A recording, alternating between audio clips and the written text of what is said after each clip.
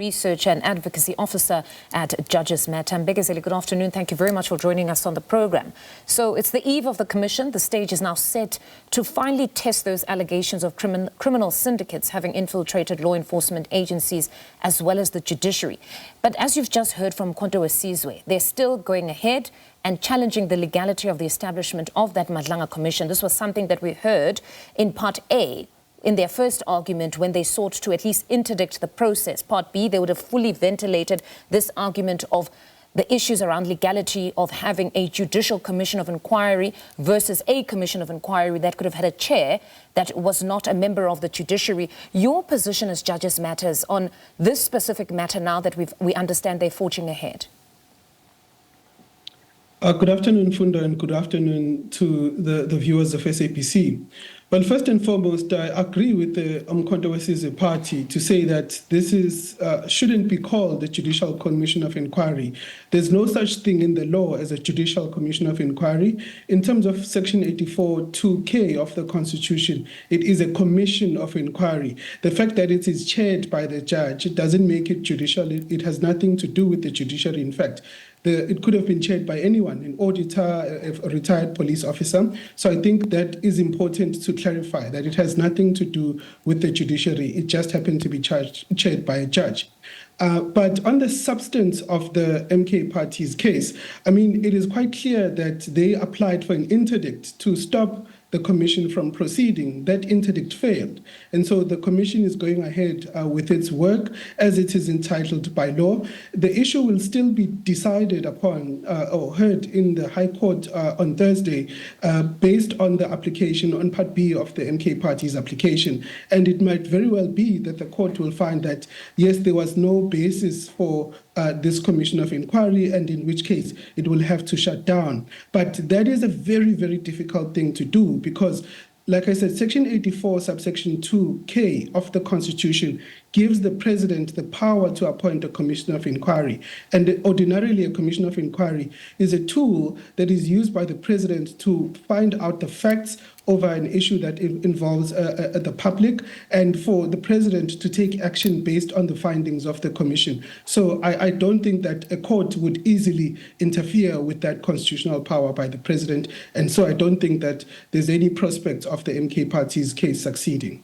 Beyond the issue around the powers of the president, it seemed another argument they sought to raise was around the duplication of inquiries here, that you would have the commission of inquiry looking into the allegations, but you have the police force that should also be looking into these allegations. But you also have Section 14 of the Judicial Service Commission Act and Section 6A of the Magistrates Act, which would require that all complaints against judges and magistrates, as we've heard from the General Mkhwanazi, that there were allegations thereof, that would also have to be submitted, and a process should then start insofar as that is concerned with the JSE. So what do you make of just that argument where they felt there were relevant institutions that could thoroughly investigate aspects that were within their purview?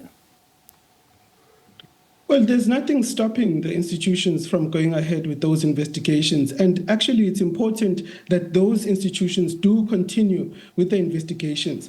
But what do we have so far, Mfundo, is that the General Mkhwanazi has made allegations. He has so far not, at least to my knowledge, has not substantiated those allegations. And the JSE Act, Section 14, requires that you have a complaint on affidavit for you to trigger the processes of the JSC. And the Magistrates Court Act has a similar provision where you require a complaint on affidavit. So far, General Mkhwanazi has not deposed to any affidavit except for those that will be used in the Commission of Inquiry. And so what we expect is that the allegations that are made by General Mkhwanazi will be substantiated in the commission process, and there is a specific provision in the terms of reference of the commission that it refers any allegations of criminality or wrongdoing to the relevant authorities. So we don't see it as a duplication, but a parallel process. The commission will refer the allegations to the relevant authorities, including the JSC and the Magistrates Commission, and we do expect that those authorities will take the necessary action if those complaints are, of course, substantiated. At this point, we just don't know. Now, in a statement earlier, you had expressed, as Judges Matters, your hopes that the commission would attempt them to prioritize the allegations against the judiciary in their interim report due in 3 months. Do you think perhaps now, given that there was the first, they were meant to start, it's only 17 days, some would say it's not much of a significant delay. Are you still hoping that at least those allegations around the judiciary will be prioritized to allow for that other process to then be triggered by the JSC? Yes, absolutely. We still expect that the Commission will prioritize the allegations against the judiciary because it is important. I think the more days go by without these allegations being properly tested or properly substantiated, the bigger harm it does to the judiciary and to the criminal justice system as a whole. And so we hope that the Madlanga Commission will act very quickly to deal with the allegations. But secondly, and we heard last week from the Commission evidence leaders, Matthew Shalskerson, he said that they will not necessarily prioritize by institution. They will look at the allegations based on the criminal infiltration. There might very well be a possibility that the criminal gangs who have infiltrated the justice system have infiltrated multiple institutions. So it might not be possible to only focus on one institution without looking at the others. And so that perhaps is a reasonable way of doing things. But unfortunately, it will take a very long time for us to get any sort of picture of where things are going. And so we do hope that even considering that kind of method, they will try to prioritize those allegations that concern the judiciary, particularly because the judiciary is such a small institution. So it shouldn't be too hard to do those investigations. And then, Mbekezeli, just in closing, there are mixed views on the Commission itself. It's the eve. There are those who are quite positive and hoping that this will be that moment of reckoning. We get to hear what has been happening. And there are those, of course, who are quite negative, saying most of what will happen here will be of no consequence.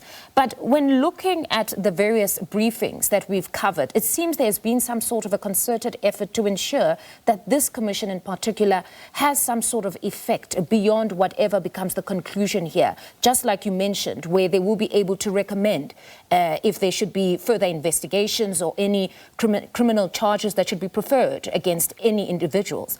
In light of all of that, where do you stand on just the commission itself ahead of that start?